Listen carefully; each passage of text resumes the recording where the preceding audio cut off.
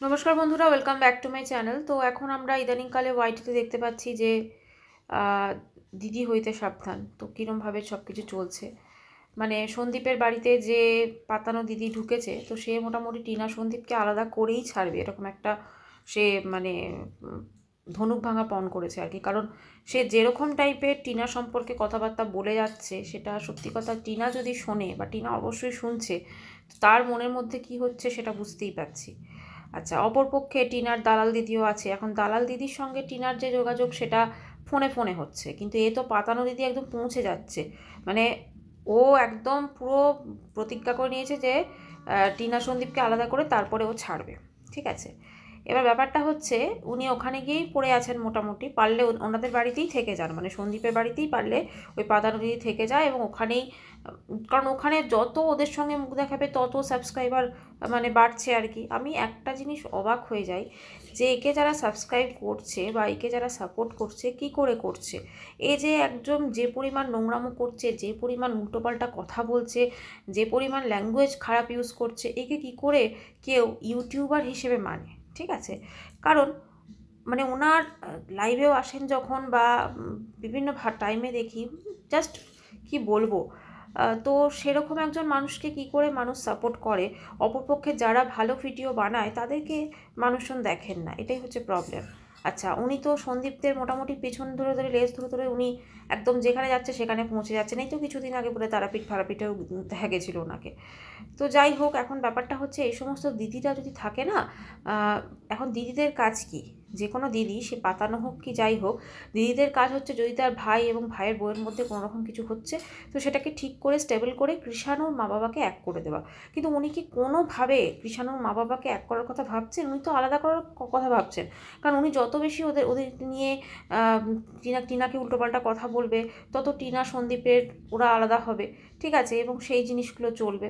আচ্ছা, এ প্রসঙ্গে আমি একটা কথা সন্দীপকেও বলবো, সন্দীপের কি কোনো মানে মাথায় কি একটুও বুদ্ধিশুদ্ধি নেই? ও কি বুঝতে পারছে না যে এই মহিলাটি ওদের সংসারে প্রচণ্ডভাবে আরও সংসারটাকে ছাড়খাড় করে দিচ্ছে?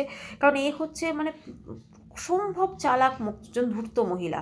ঠিক আছে, এবং এনার সঙ্গে আবার আরও কয়েকজন আছে ওই পিকনিকে যারা দেখা গেছিলো, কিন্তু ওনারা অতটা হলো না। ওনারা ঠিক আছে একবার দুবার যাচ্ছেন, তারপর ভিডিও করছেন নিজেরা, নিজেদের মতো করে, মানে ওদের নিয়ে করলেও, সন্দীপদের নিয়ে করলেও নিজেদের মতো করে তারা ভিডিও করছেন। ইনি তো একদিন পর পরই পৌঁছে যাচ্ছেন, বড্ড বেশি যাতায়াত হচ্ছে কিন্তু এনার ওর বাড়িতে।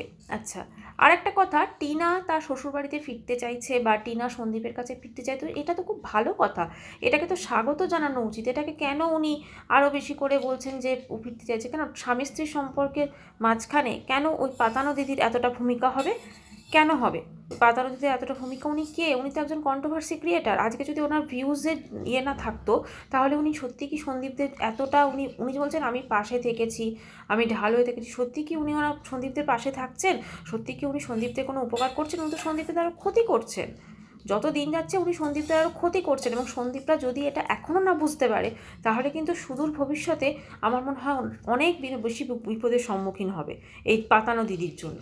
এই পাতানো দিদিটিকে যত তাড়াতাড়ি সম্ভব, হ্যাঁ অবশ্যই সম্পর্ক রাখা হোক, যদি সত্যি দিদিভাইয়ের সম্পর্ক থাকে সম্পর্ক রাখুক, কিন্তু এই অতিরিক্ত মানে মাত্রা অতিরিক্ত সম্পর্ক একদম মেনটেন করতে গিয়ে অনেক কাছের সম্পর্কগুলো সন্দীপের বোধহয় অনেক বেশি দূর হয়ে যাচ্ছে।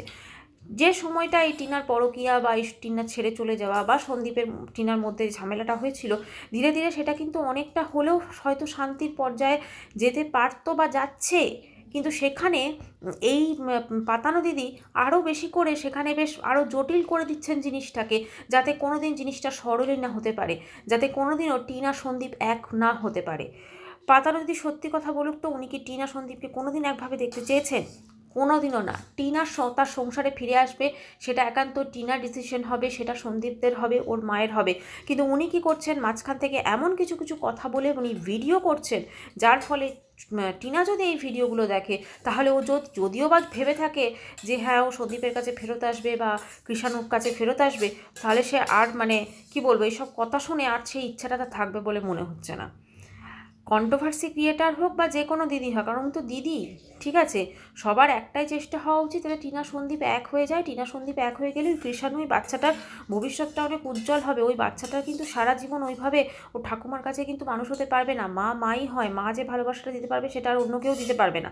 কাজেই এই দিদির উচিত যে টিনা সন্দীপকে এক করা, নাকি তাতে আলাদা করার চেষ্টা করা।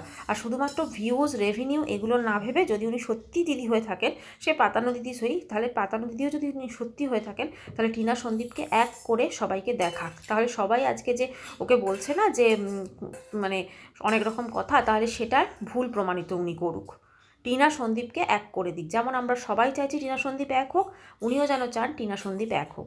আর টিনা যদি এই ভিডিওটা দেখে তো অবশ্য করে বলবো, নিজের সংসারকে বাঁচাতে হবে নিজেই। আলটিমেটলি কিন্তু সন্দীপ এবং ওর কৃষাণু, ওরাই কিন্তু তোমার নিজের, ঠিক আছে? মা বাবা, শ্বশুর শাশুড়ি এরা তো আছেই, কিন্তু আলটিমেটলি ওরাই তোমার নিজের। তাই নিজের সংসারে ফিরে এসে নিজের সংসারটাকে বাঁচাও। এসব দিদিদের হাতে যদি সংসার তুলে দেওয়া হয় না, তাহলে সংসার আরও ছাড়খাড় হয়ে যাবে। তো বন্ধুরা, এটা যেটা ভিডিও দেখে মনে হয়েছে আমি সেটাই বললাম। ভেতরের খবর তো ওদের জানি না, আর যতটুকু আমরা মানে দেখি ভিডিওর পর্দায়, ওটুকু আমরা তো আর কারো বাড়ি পৌঁছে দিতে পারবো না, আর সেটা যাওয়া উচিতও নয়। তাই আমার যেটুকু মনে হলো আমি আমার তরফ থেকে বললাম। যদি আমার ভিডিওটি ভালো লাগে অবশ্য করে চ্যানেলটি সাবস্ক্রাইব করার অনুরোধ রইল। তাকে আমি আবার দেখা করছি নেক্সট ভিডিওর সাথে। আপনাদের সবাই খুব ভালো থাকবেন।